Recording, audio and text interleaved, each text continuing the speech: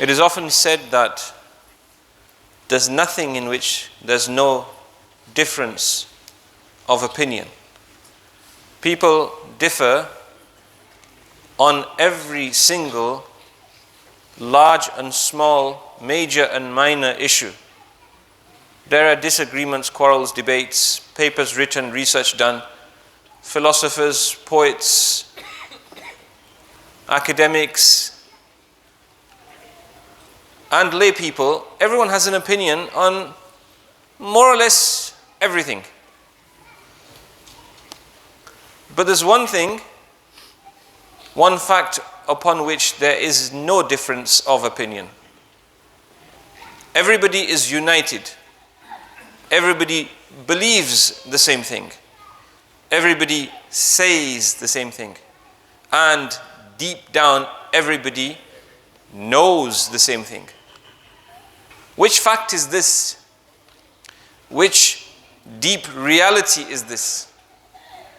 What is this single universal point of unity across all of humanity, which is written in our psyche, in our hearts, in our conscience? It is the truth that death will come. Al-yaqeen is one of the words used in the Quran for death. Very telling. The word yaqeen is used for something in which there is no doubt. وَاعْبُدْ رَبَّكَ حَتَّى يَأْتِيَكَ الْيَقِينَ.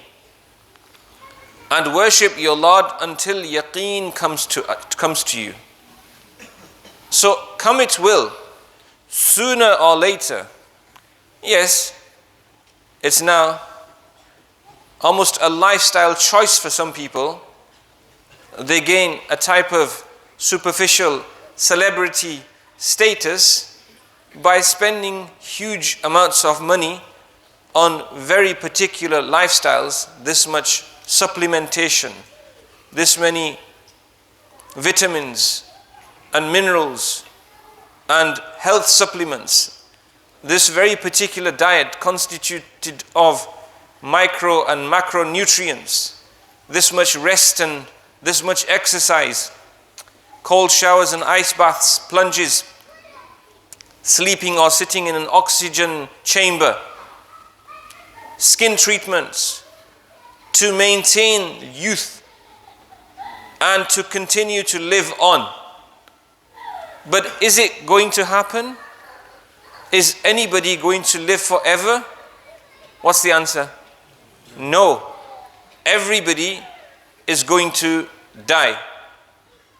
And our death in reality, if you look at this philosophically, if you take a decent dose of wisdom, the loss of time is death. Like a person who is injured and is hemorrhaging large amounts of blood. By the minute, by the second. I can remember a surgeon once describing the situation where when he was a trainee doctor and a patient was brought in an emergency, he had a wound which in that moment while he was on the hospital bed opened up, and the little bit of the scab, the little bit of the clot which was holding the thing shut, it opened up. And he says, you saw almost like a hosepipe opening. This blood is spreading. And he says, you're pushing your hand into the wound to try to contain the blood. Now this is a bit graphic. You might even say a bit gross. It's important to think of the profound nature of the loss of time, because it's like the loss of blood. That is our lifeblood. It is so important to appreciate this point, that Allah Azza wa Jal has shaken us, our consciences, by taking an oath. This surah is recited often. I know, I myself recited most Jumu'ahs in the khutbah. Does it lose its meaning? Its relevance? No, it only increases. This oath is the oath of time. Wal asr, by time. Allah Ta'ala takes this oath. Innal insana lafi khusr. The qasam and the muqsam alay. The jawab of the qasam. The qasam, the oath, and the statement after the taking of the oath. The two are congruent. There is a relevance. Allah Ta'ala says, indeed, man is in great loss. The tanween here denotes ta'zim, azama, tafkhim. Lafi khusrin azimin. Man, meaning all human beings, the entire genus, is in a colossal loss by the token of time. That's the measure. And the Mufassirin say there's no exception here except by degrees. Everybody is going to lose some of their time.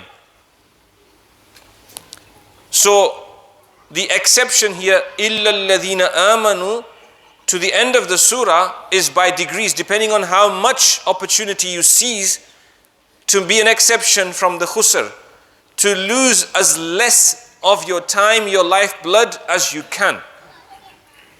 Man is in a huge loss except for the ones who believe. It's about the akhirah. I'm just going to give you an example 12:55 p.m. of a person whose ship capsizes, or there's a shipwreck and he has to plunge into the cold water. And on the ship are all of his possessions, his documents and his personal clothes and items, his goods, his cargo, his medicines, his food, everything, his educational certificates on paper. He swims to the shore with little more than his bare skin. Now, with everything that has been lost to the sea, and he's on this coast now, he's landed, what do you think? What does he carry with him? What does he carry with him? He carries with him his memory. Is that correct? He can still speak the language he was taught at school. If he was a doctor, he's still a doctor. Yes or no? If he was an engineer, he's still an engineer. Yes? If he's a lawyer, he's still a lawyer. An accountant, he's still an accountant. A businessman is still a businessman. A worker in any profession, he's still the same. Because it's inside him that makes him what he is, not what's outside him, not the badge that he wears. Right. The thing is that when we lose our connection with this dunya, then those qualifications will not go with us into the next life. It is this qualification, إِلَّا الَّذِينَ آمَنُوا إِيمَانًا, that we will carry forward. Everything else will be left behind. وَعَمِلُوا الصَّالِحَاتِ, the second one, good a'mal. وَتَوَاصَوْا بِالْحَقِّ, and our ability, continuous steadfastness in asserting and supporting the cause of haqq amongst ourselves mutually, supporting one another. Amar bil ma'ruf and nahi anil munkar. وَتَوَاصَوْا بِالصَّبْرِ, and to support one another in endurance and patience in the path of haqq and truth, as tribulations and calamities will come. So the measure of our success, or conversely, the measure of our loss, is in direct proportion to our appropriate usage of time. And this is why the Prophet ﷺ said, don't even behave in this dunya as though you belong here. He said, sallallahu alayhi wasallam, kun fi dunya ka'annaka gharib, be in the dunya as though you're a stranger, meaning a foreigner. Not just in a foreign country, in your own country you're a foreigner. And that's what the Sahaba did. That's why they performed the hijrah, because the deen was more important. Twice to Habasha, to Medina Munawwara, and then they left for the sake of deen many times to the corners of the earth. Aw abiru sabil, even higher. The Prophet ﷺ mentions another maqam, or be like a passerby. Act as though you're not even stopping here. I don't belong here. Doesn't matter if the trends and affairs of the dunya, if I don't engage with them, it's not the most important thing. And he's giving this advice to Abdullah ibn Umar, this young Sahabi. He has his hands on his shoulders, and the Prophet ﷺ is imparting this wisdom into his heart. And so it changes the life of Ibn Umar forever. So what does Ibn Umar now say? The gems of wisdom from his mouth, and I finish with this. Ibn Umar, what does he say? He says, إِذَا أَصْبَحْتَ فَلَا تَنْتَظِرِ الْمَسَاء وَإِذَا أَمْسَيْتَ فَلَا تَنْتَظِرِ الصَّبَاحِ. When you get up in the morning, don't wait for the evening. Don't even expect to live till the evening. This is it. Seize the moment. This might be my last Jummah. We have 2 janazas today. You see? And when you enter into the evening, then don't wait for the morning. Don't even expect that the morning will come. You could pass away in your sleep. And he says, وَخُذْ مِنْ صِحَّتِكَ لِمَرَضِكَ. And take something from your health for your illness. In other words, do a'mal, good ones, while you can, so that when you're incapacitated and you cannot anymore, you don't look back sadly. And you benefit from the barakah of that which you did when you could. وَمِنْ حَيَاتِكَ لِمَوْتِكَ. And take from your life for your death. Do what you can while you're alive, because you won't be alive forever. And all of us will be just another bit of patchwork in that graveyard. Sandy, dusty, or overgrown with weeds, whichever way. The headstone will do nothing for us in the qabr. A complete and utter waste of money is that granite. It has no meaning whatsoever. It does not raise our stature before Allah Azza wa Jal. People who are in mausoleums and in very expensive tombs will still rise on the day of Qiyamah in the same way. No difference whatsoever.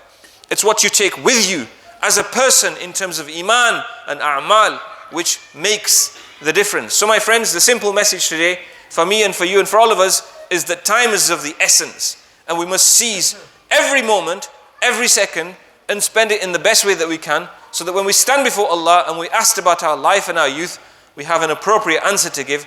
May Allah subhanahu wa ta'ala make us successful in the exam of this dunya, and grant us tawfiq to prepare for the questions in the qabr and for the questions on the day of Qiyamah, so that our mizan of good a'mal and hasanat is weighty and it is substantial.